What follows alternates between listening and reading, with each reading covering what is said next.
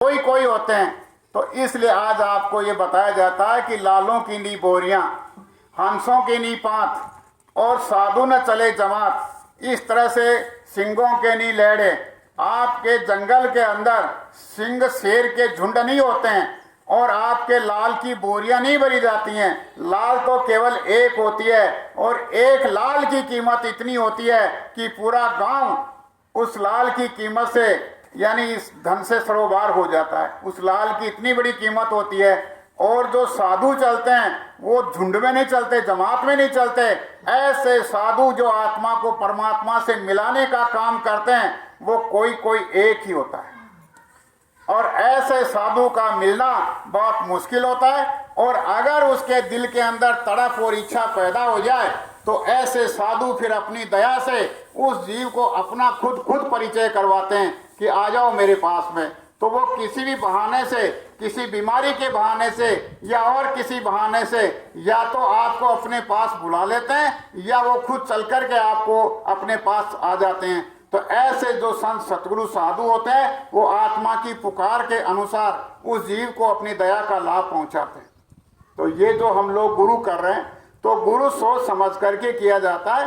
अगर हम लोग अंधा गुरु बहरा चेला हो नरक में ठेलम ठेला, अगर हम लोग न जानने वाले और न सुनने वाले ऐसे लोगों को हम आप गुरु बना लेंगे, तो दोनों का दोनों समय पूरा करने के बाद में वो चेला भी नरक में जाएगा और ऐसा अंधा गुरु भी नरक में जाएगा। तो उस गुरु से कोई फायदा नहीं होगा। तो आज आप लोगों को ये बताया जा रहा है कि हमारे जीवन के अंदर गुरु का एक बहुत बड़ा महत्व होता है। अगर हमको ऐसा कोई आत्म भेदी गुरु मिल जाए जो परमात्मा के बारे में, अपने घर के बारे में और अपने देश के बारे में, अपने पिता के बारे में, अपने मालिक के बारे में, अपने आनंद के बारे में, अपने सुख के भंडार के बारे में और अपने परिवार के बारे में हमारे को उस देश की जानकारी कराए, उस देश के बारे में बताए कि तुम उस देश के रहने वाले हो, उस देश से चल करके मैं इस पराए मुल्क में, पराए देश में मैं तुमको लेने के लिए आया हूँ और तुम कर्मों के वशीभूत इस पराए देश में आकर के फंस गए हो। अब यहाँ से चलो, निकलो और अपने घर की तरफ चलो। वो आपको बताता है फिर रास्ता, वो तरीका बताता है, भेद बताता है, जुगत बताता है। तो वो कहते हैं कि आप लोगों को अपने परिवार में रह करके ही आप लोगों को उस भगवान की भक्ति करनी है। परिवार को छोड़ करके आप भगवान की भक्ति नहीं कर सकते। कोई जंगल में, पहाड़ों में, कंदराओं में जाकर के वो भगवान की भक्ति नहीं कर सकता। अगर जंगल में जो रहने वाले साधु हैं, जो पहाड़ों में तपने वाले साधु हैं, उनकी 24 घंटे की भक्ति और गृहस्थी में जो रहने वाले हैं उनकी 4 घंटे की भक्ति वो बराबर हो जाती है। तो बताओ कितना फर्क हो गया। आपको तो गृहस्थी में 4 घंटे में ही सब कुछ मिल गया, और वो 24 घंटे बराबर रात और दिन वो काम को कर रहा है, उसी में उनकी भक्ति पूरी नहीं हुई और 4 घंटे में आपकी भक्ति पूरी हो गई। आखिर इसका कारण क्या है? गुरु महाराज बताते हैं कि गृहस्थ आश्रम ही सबसे ऊंचा आश्रम और बड़ा आश्रम है। गृहस्थी के अंदर ही कर्मों का लेन देन खत्म हो जाता है। किस किस का आपने लिया और किस किस को आपको देना है, क्या आप सबको पता है? किसी को अपने कर्मों का खेल का पता नहीं है कि कौन हमारे मांगता है और किसको हम मांगते हैं, किसको हमने चूकना है और किसको हमको चुकाना है। जब तक आपका चूकना और चुकाना खत्म नहीं होगा, जब तक आपका कर्मों का कर्जा लेना और देना खत्म नहीं होगा, तब तक आपको यहाँ से कोई जाने नहीं देगा। आपको पकड़ करके बैठा लेगा कि मेरा कर्जा चुका दो और मेरा कर्जा चुकाने के बाद अपनी तरह आगे की तरफ जाओ। आपके गाँव में भी ऐसा ही होता होगा, अपने गांव बस्ती के व्यवहार में भी ऐसा ही होता है। अगर कोई आदमी गांव छोड़ने की कर्जे से दब जाता है और गांव छोड़कर भागने की कोशिश करता है, और लोगों को जब भनक लग जाती है कि यह आदमी गांव छोड़ करके भागेगा, तो सारे लोग चौकन्ने हो जाते हैं कि ये भागेगा, इसको पकड़ो। अगर भाग गया, निकल गया तो अपना पैसा डूब जाएगा, वापस नहीं आएगा गाँव के अंदर। ऐसे ही देश की हालत है। जो आप लोगों ने अपने कर्मों का कर्जा सर पे लाद रखा है, उस अच्छे बुरे कर्मों का कर्जा जब तक आपका खत्म नहीं होगा, तब तक यहाँ से आपको जाने नहीं दिया जाएगा। और उन कर्मों की सजा, बुरे की सजा, आपको बुरे कर्मों की सजा दी जाएगी, अच्छे कर्मों का आपको अच्छा सुख भोग यानी स्वर्ग में बैठा करके दिया जाएगा। इसलिए आज आप लोगों को ये कहते हैं कि आप लोग निगरा मत रहो। अगर आप लोग निगरा रहोगे तो आप लोग मनुष्य जीवन में बैठ करके और अपने समय को बर्बाद करोगे, अपने मनुष्य जीवन को बर्बाद करोगे। गुरु महाराज ने एक बार बताया कि जो नुगरे लोग होते हैं, वो नुगरे लोग अपना सब कुछ बर्बाद और खराब कर बैठते हैं। ऐसे नुगरे लोगों की दशा बहुत खराब होती है, क्योंकि मनुष्य शरीर तो समझने के लिए, चेत करने के लिए मिला था। 84 लाख योनियां जितनी भी भगवान ने बनाई, आप लोगों के आंखों के सामने ये जो गाय, बैल, भेड़, बकरी, गधा, ऊंट, बिच्छू ये जो बनाए, ये सारे कुल मिला करके 84 लाख प्रकार के जीव होते हैं। इन 84 लाख प्रकार के जीव में बारी बारी से ये शरीर में बैठी हुई जीवात्मा, दोनों आंखों के पीछे मध्य भाग में यहाँ पर ये जीवात्मा बैठी है। इस जीवात्मा को निकाल करके मनुष्य शरीर में से फिर इसको 84 लाख योनियों के अलग अलग शरीर के अंदर फिर इसको बंद किया जाएगा।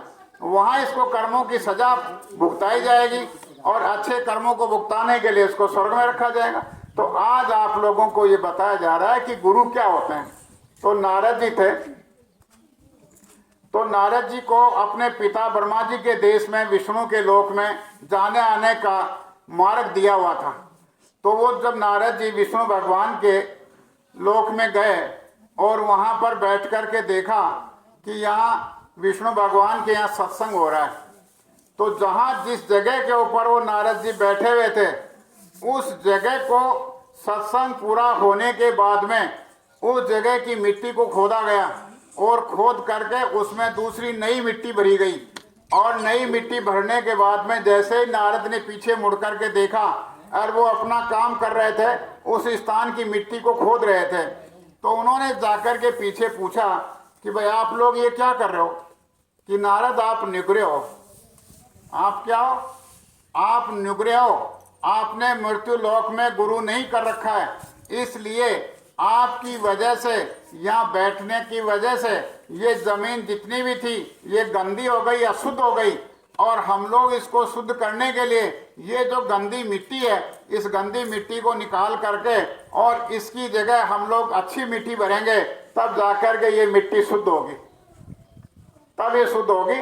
इसलिए हम लोग ये काम जब जब भी आप आते हो तब तब हमको ये काम करना पड़ता है। तो उसने सोचा कि क्या किया जाए, इसका मतलब गुरु करना तो जरूरी हो गया। तो वो विष्णु भगवान के पास में जाकर के बताते हैं कि मुझे गुरु करना है, तो आप ये बताओ कि मैं किसको गुरु बनाऊं, किसको गुरु बनाऊं मैं? तो उन्होंने बताया कि तुम काशी में रहते हो और काशी के 4 दरवाजे हैं, उत्तर, पश्चिम, पूर्व, दक्षिण।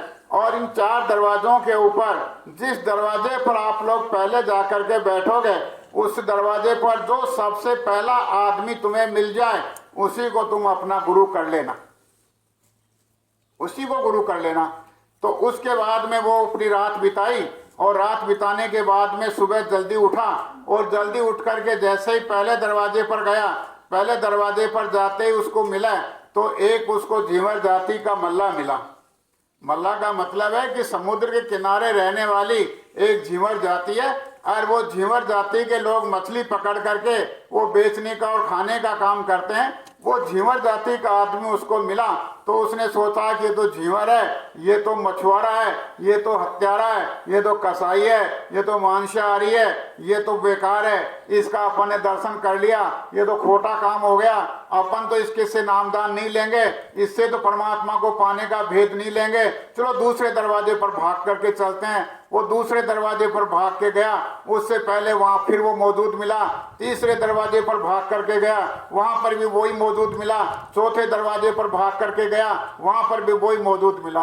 अब बात क्या है, उसके दिमाग में बात आई कि ये मछुआरा तो है, लेकिन ये मछुआरा जाति से है, लेकिन इसके अंदर जो चीज है वो कोई अलग है। इसका मतलब ये है कि ये अंतर्यामी है, जहां देखते हैं वहां ये हमको हाजिर और नाजिर मिलता है। अब इसके अलावा और किसी को गुरु कर नहीं सकते। कहा गया था कि पहला आदमी जो मिल जाए उसी को गुरु कर लेना, अब इसको गुरु करना बहुत जरूरी हो गया। तो उससे जाकर के प्रार्थना की गई कि आप हमारे गुरु बन जाओ, आप हमें परमात्मा से मिलने का रास्ता बताओ। तो ठीक है, उन्होंने परमात्मा से मिलने का उसको भेद बताया, जुगत बताया, तरीका बताया कि आप इस तरह से अपने घर में रह करके सुबह शाम 24 घंटे में से जो भी आपको थोड़ा बहुत समय मिल जाए उसमें बैठ करके उस परमात्मा को याद कर लेना।